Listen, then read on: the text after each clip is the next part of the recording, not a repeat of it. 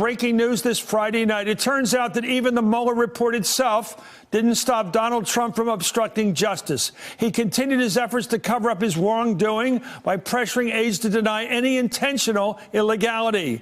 In an explosive breaking story tonight, the Wall Street Journal reports that within a day of the release of the Mueller report last month, President Trump sought to have former White House counsel Don McGahn declare he didn't consider the president's 2017 directive that he seek Robert Mueller's dismissal to be obstruction of justice. But Mr. McGahn rebuffed that request. The New York Times further reports on that story that White House officials asked at least twice in the past month for McGahn to say publicly that he never believed the president obstructed justice, ever. According to the Times, McGahn's reluctance angered Mr. Trump, who believed that Mr. McGahn showed disloyalty by telling investigators for the special counsel about Mr. Trump's attempts to maintain control over the Russian investigation.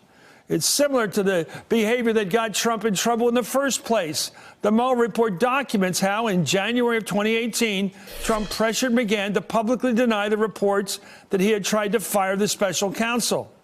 In that case, McGahn also refused the president's request. And now I want to bring in Victoria Nurse, director of the Center on Congressional Studies at Georgetown Law, Glenn Kirshner, former federal prosecutor, and Michael Schmidt from the New York Times, who's reporting on this and joins us now by phone. Michael, another amazing story. Give us the sense you have of what Trump was up to when he told Mr. McGahn, his former counsel in the White House, to say he never thought there was anything wrong with what Trump did in the first place of trying to say, fire Mueller. Well, I think the problem is that McGahn is at the center of the most problematic episodes in the report.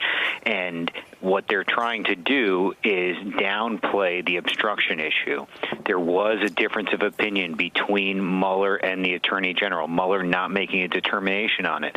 Politically, this issue has lingered, and Trump was upset when he saw how much McGahn had spoken to Mueller and all the things he had done in helping Mueller write this report, essentially.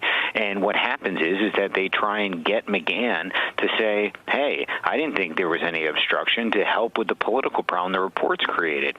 And McGahn wouldn't go along with that. He looked at the report and, he was not going to go along and do that. Well, does this say that the president wasn't confident that Mr. Barr, his attorney general, wasn't doing enough, giving enough cover for him by saying there was no obstruction in his four-page report that followed the Mueller report? In other words, he had to go back and cover himself by saying, McGahn, you put out the word that I didn't commit a crime here.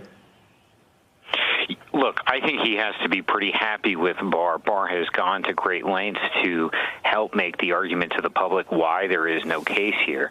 So I don't think it was frustration with Barr that led to this. I think that the president never completely understood the extent of McGahn's cooperation. He never got the fact that McGahn had gone in there for 30 hours and said all sorts of things. And he picks up this report. Well, I don't know if he read the report, but the media picked up the report and laid out all of these things based on McGahn, and the president's saying, hold on a second, what's going on here? And he's fuming about it. And the White House, in an effort to try and calm the president down and help take some air out of the political problem, tried to get McGahn to do this. Glenn, you jump in here. I want to know how this fits into the whole scheme. I mean, Trump seems to be trying to exonerate himself, trying to use what Barr would give him, and not quite confident that was enough. Had to keep going back to the scene of the crime and said there was nothing wrong with what I did when I obstructed justice. Yeah, which is crazy. I mean, Chris, he already has the benefit of the law firm of Giuliani, Socolow, Mnuchin, and Barr all working for him. And now he wants McGahn to be of counsel and weigh in as well. Now, McGahn, the person who is basically a witness to the obstruction in the first instance, when the president says, I want the man investigating me and my family and my associates and my campaign fired.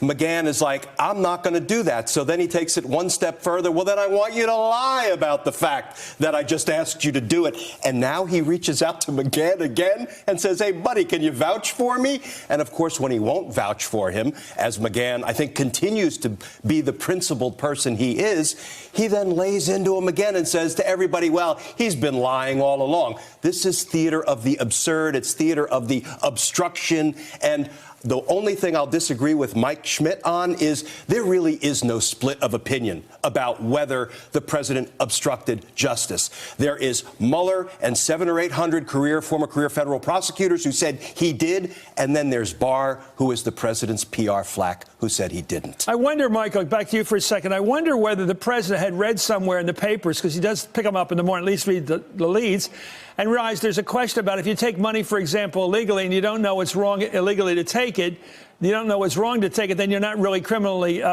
responsible. I mean, I know that's with campaign laws, and I wonder if he's thinking, well, if I don't know it's illegal to obstruct justice, to fire the prosecutor prosecuting me, as if you need to be informed about that, then I'm not guilty. I mean, so he tries to get his lawyer, his former lawyer, to say, tell the public that I didn't know it was illegal to fire the guy prosecuting me. I don't know. That seems a little sophisticated for the president in this sort of situation.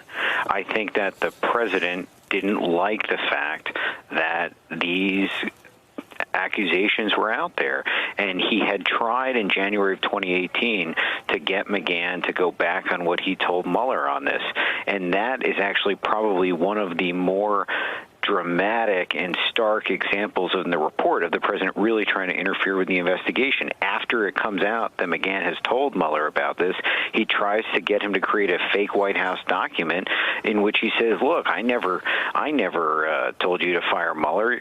And so this has been an issue that's been going on for over a year now between McGahn and Trump. And what's interesting, and you were pointing out before, is that the president is undeterred to do things like this. Despite the fact that he was under investigation for obstructing justice for over 2 years, he doesn't think twice to go out and try and get someone who's a witness, certainly in a congressional setting, to say something. Hey there, I'm Chris Hayes from MSNBC. Thanks for watching MSNBC on YouTube. If you want to keep up to date with the videos we're putting out, you can click subscribe just below me, or click over on this list to see lots of other great videos.